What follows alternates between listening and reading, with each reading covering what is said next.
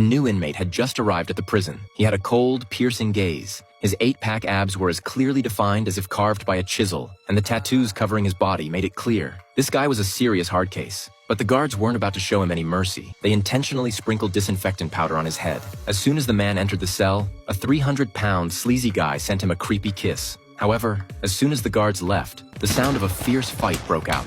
The guards couldn't help but smirk, and when they returned, they found the inmates they had carefully placed in the cell already lying unconscious on the floor. The man arrogantly challenged them. However, this prison was filled with tough inmates like him. The next day, Jason went to the cafeteria for his first lunch. A bald man, looking vicious, sat down at his table. Without saying a word, he spat directly into Jason's food. But Jason, not wanting trouble, didn't react. Unexpectedly, a guy appeared right behind him. He loudly revealed the reason for Jason's arrest and imprisonment. His words immediately brought Jason's mind back to that night. That night, when Jason returned home, he found his wife unconscious. As he was about to call for help, a man in black suddenly appeared and knocked him out. When he woke up, his wife had already passed away, and the murder weapon was inexplicably in his hands. Jason was then arrested for his wife's murder. Now, facing the man's provocative challenge, Jason finally lost his patience. He grabbed the plate on the table and fought back. But in the chaos, he was ambushed by the man. Fortunately, the guards arrived just in time, bringing an end to the sudden brawl. The guards then told Jason that he had made a huge mistake,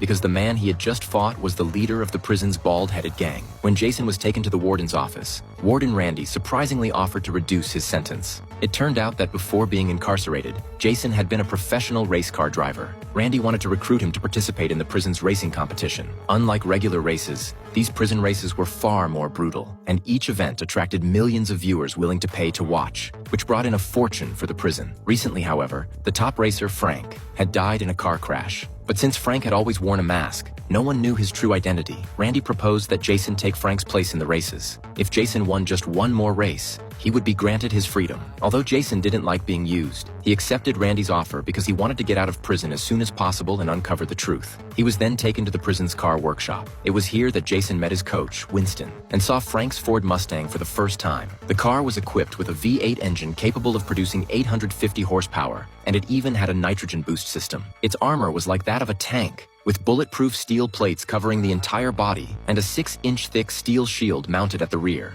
In addition to defensive smoke and incendiary grenades, the car was also armed with 2 Gatling guns mounted at the front. With a simple press of a button, the guns could unleash a terrifying 3,000 rounds per minute. Although everything was set up, Winston still cautioned Jason to be careful, because his opponents were no pushovers.